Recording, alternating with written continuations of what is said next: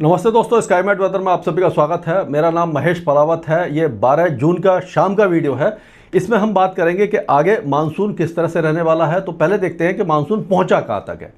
तो आज 12 जून को मानसून थोड़ा सा और आगे बढ़ा है। आपने देखा होगा कि बिहार के कुछ इलाकों में अच्छी बारिश हुई है। तो कल तक तो ये था उत्तरी बिहार, उत्तर पूर्वी बिहार और पश्चिम बंगाल के कुछ इलाकों में था।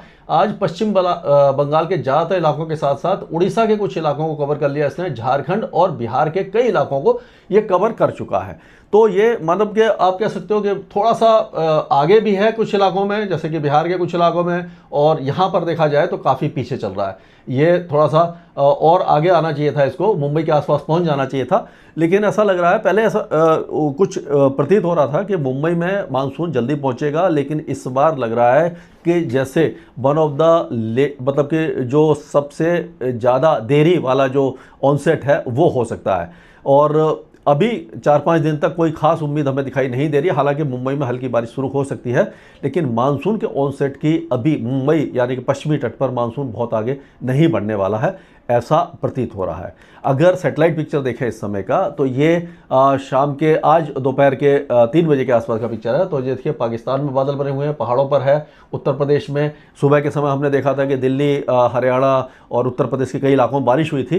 तो उसी तरह से आप देखिए कि मध्य प्रदेश से लेकर के छत्तीसगढ़, विदर्भ, तेलंगाना, ये सारे यानी पूर्वी भारत में मानसून के बादल छाए हुए हैं।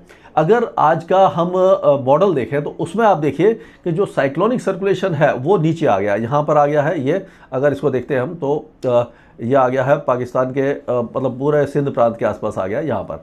और ये एक तरफ है जो अभी भी ये गंगा के मैदानी क्षेत्रों में जा रही है, और एक इस तरह से यहाँ पर ट्रफ आ रही है।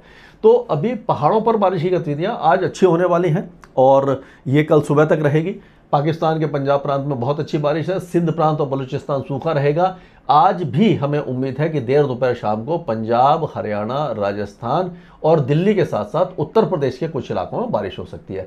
बिहार, झारखंड, पश्चिम बंगाल के साथ साथ उड़ीसा में बारिश थोड़ी सी कम होगी। पूर्वी उत्तर प्रदेश के साथ साथ आप देखेंगे बिहार और झारखंड में बहुत ज़्यादा हैवी रेन नहीं होगी।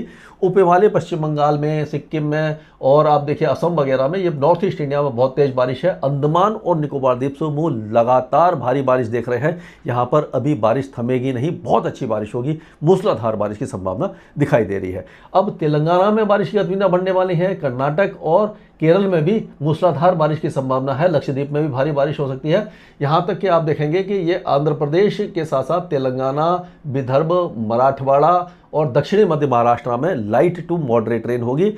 कोकण एंड गोवा में जो है हल्की बारिश होगी।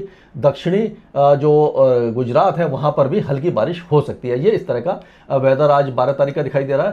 13 तारीख को आप देखेंगे तो ये उत्तर प्रदेश, बिहार, झारखंड में बारिश कम हो जाएगी, लेकिन पंजाब, हरियाणा, दिल्ली के साथ साथ पहाड़ों पर बारिश की गतिविधियाँ 13 तारीख को भी जारी रह सकती हैं। और उत्तरी जो यह आपका है राजस्थान और पूर्वी राजस्थान के साथ साथ आप देखेंगे मध्य प्रदेश, छत्तीसगढ़, मध्य प्रदेश के पूर्वी भाग, छत्तीसगढ़ और ये पूरा आंध्र प्रदेश, तेलंगाना, कर्नाटका, यानी साउथ इंडिया तो पूरा रहेगा। मराठवाड़ा रहेगा, विदर्भ में कम हो जाएगी और कोकण एंड गोवा में हल्की बारिश होगी। तो कुल मिलाकर के जो बारिश की गतिविधियां हैं वो पहाड़ों पर और उत्तर भारत में रहेंगी। पूर्वी भारत में कम हो जाएगी, उत्तर पूर्वी भारत में बहुत ज़्यादा हैवी रेन होगी, दक्षिणी भारत में भी अच्छी बारिश है, और पश्चिमी तट खास करके कर्नाटक और केरल के जो इलाके हैं गोवा तक भारी बारिश की संभावना 13 तारीख को भी दिखाई दे रही है। 14 तारीख को भी आप देखेंगे कि केरल और कर्नाटक में ही बारिश रहेगी, लेकिन 14 तारीख को ऊपर जो उत्तर भारत है वहाँ पर खंड वर्षा हो जाएगी, पहाड़ों पर जारी रहेगी। और पूरे उत्तर भारत, पूर्वी भारत और मध्य भारत में खंड वर्षा, यानी कि क्या होगा कि ये ऑलरेडी बारिश हो चुकी है, उसके कारण क्या है, मॉइस्चर काफ़ी ज़्यादा है, नमी है। तो जैसे ही तापमान बढ़ेंगे 14 तारीख को गर्मी बढ़ेगी, 40 से ऊपर जैसे ही टेम्परेचर आएंगे गरजने वाले बादल बनेंगे, और एक ही डिस्ट्रिक्ट में कुछ इलाकों में बारिश देंगे, कुछ इलाकों में नहीं। तो इस तरह का वेदर रहने की हमें संभावना दिखाई दे रही है। लेकिन अभी जो मानसून की प्रोग्रेस है पूर्वी तट पर बहुत ज़्यादा तेज नहीं होने वाली है। अभी मतलब कि आप कह सकते हो कि थोड़ा सा हो सकता है उड़ीसा, झारखंड, पश्चिम बंगाल के तो ज़्यादातर इलाके कवर हो गए, उड़ीसा, झारखंड और बिहार के कुछ और इलाके कवर हो जाएं, लेकिन इससे आगे हमें ज़्यादा उम्मीद दिखाई नहीं दे रही है। पश्चिमी तट पर भी मुंबई पर मानसून पहुंचने में कुछ संशय बना हुआ है, समय लग सकता है। तो कुल मिलाकर के ये कहा जा सकता है कि 2 दिनों के बाद बारिश में कमी आ जाएगी, भारत के ज़्यादातर इलाकों में बारिश कम हो जाएगी। हालांकि दक्षिण भारत में, अंडमान में और जो नॉर्थ ईस्ट इंडिया वहाँ बारिश जारी रहेगी। और जो आपका पंजाब, हरियाणा, दिल्ली, राजस्थान, मध्य प्रदेश, गुजरात, उत्तर प्रदेश, बिहार, झारखंड और पश्चिम बंगाल, ये जो इलाके हैं यहाँ पर बारिश में काफ़ी ज़्यादा कमी आ जाएगी। तो अभी ये कहा जा सकता है कि जो सोइंग है यानी फसलों की बुवाई है वो तो हो जाएगी, लेकिन सबसे ज़्यादा अहम बात डिपेंड करती है कि जुलाई में मानसून कैसा रहेगा। अभी भी न्यूट्रल कंडीशन चल रही है, अल नीनो बनने वाला है, लेकिन जैसे ही अल नीनो बनना शुरू होगा उस समय मानसून पर थोड़ा खतरा बढ़ जाएगा। तो हमें ऐसा लग रहा है कि जुलाई के सेकेंड हाफ में मानसून की बारिश में काफ़ी ज़्यादा कमी दिखाई देगी।